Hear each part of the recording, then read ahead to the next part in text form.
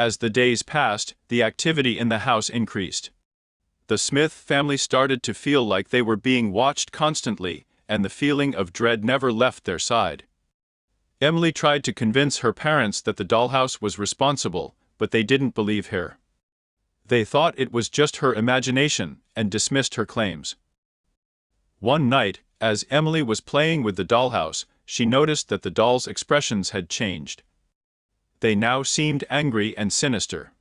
She tried to ignore it and continued to play, but then the dolls started moving on their own. They seemed to be having a life of their own, and Emily was petrified. Emily's parents woke up to her screaming. They rushed to her room to find her clutching the dollhouse and shaking uncontrollably.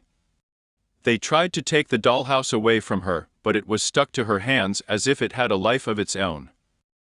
Emily's parents had to pry it away from her, and when they did, Emily collapsed on the floor, unconscious. The family decided that enough was enough, and they decided to get rid of the dollhouse once and for all. They went to a nearby antique store to sell it, but when the store owner saw the dollhouse, he refused to buy it. He said that the dollhouse was cursed and that it had caused many tragedies in the past. The family tried to burn the dollhouse, but it wouldn't catch fire. They tried to throw it away, but it always found its way back to the house. The dollhouse seemed to be indestructible and unstoppable. As the weeks passed, the family started to notice changes in Emily's behavior. She became withdrawn and quiet, and she would often talk to herself in a strange language that nobody could understand. She would spend hours locked up in her room, and when her parents would check on her, they could hear strange noises coming from inside.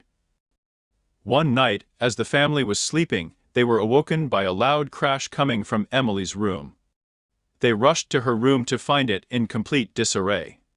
The dollhouse had somehow reappeared, and it was now standing upright on Emily's bed. The dolls inside the dollhouse had changed once again.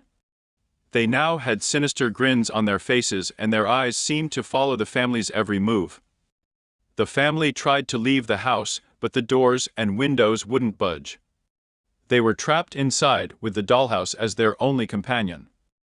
The dolls started moving on their own, and their laughter filled the room. Emily was nowhere to be found, and the family knew that they had to get out before it was too late. Suddenly, the dollhouse started to glow, and the dolls' eyes turned red. The family was surrounded by a dark energy, and they could feel their souls being consumed by the dollhouse. They screamed in terror, but it was too late. The family was now a part of the dollhouse, and they were trapped inside forever. Years passed, and the house was sold to a new family. They found the dollhouse in the attic and decided to keep it as a decoration. They had no idea of the dark secrets that lay within it, and the cycle continued, with the dollhouse claiming new victims and trapping their souls forever.